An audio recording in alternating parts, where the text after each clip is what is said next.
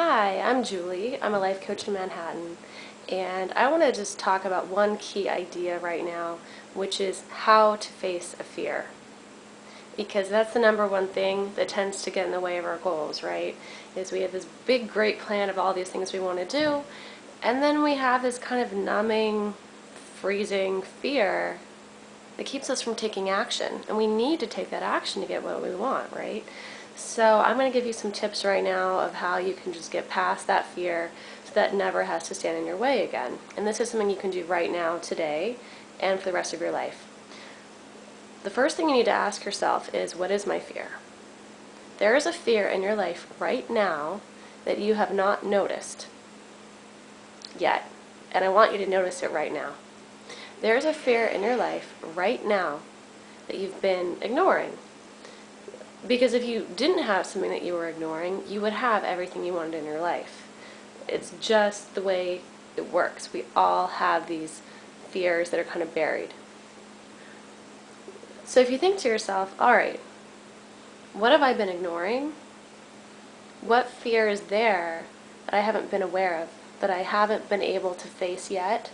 But now, today, right now, I'm strong enough to look it in the eyes. An interesting thing happens when you look a fear in the eyes. It shrinks, it goes away, it's gone. You might still be afraid, but you will then be able to take action, which is the exciting part.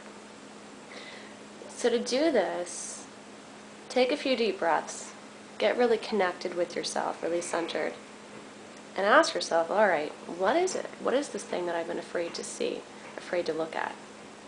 And how will moving this little block out of the way help me to get everything that I want in my life? That's really the first step. When you don't acknowledge these fears, what happens is they build and they build and they build.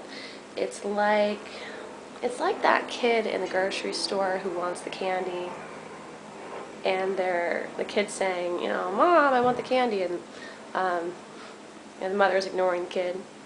What does the kid do? Does he just stop and say, oh, well, all right? No, he gets louder and louder until he's throwing this huge tantrum. He's just freaking out. Well, that's what your fears do.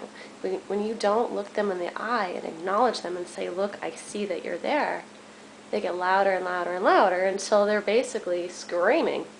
And it's kind of hard to get on with your day and take action when you have things inside of you that are screaming at you, right? So when you feel just that little bit of fear come up, stop and say, what is this? Where is this coming from? What is this based on? What is my worst case scenario? Is it as bad as I thought it was or not? It might be as bad as you thought it was, but better to know so that you can at least make a backup plan, right? So face those fears in the eye. Ask yourself what they are, what they're based on, and look at them and acknowledge them and say, yeah, I see you, fear, I know that you're there, and that's fine. You can stay there.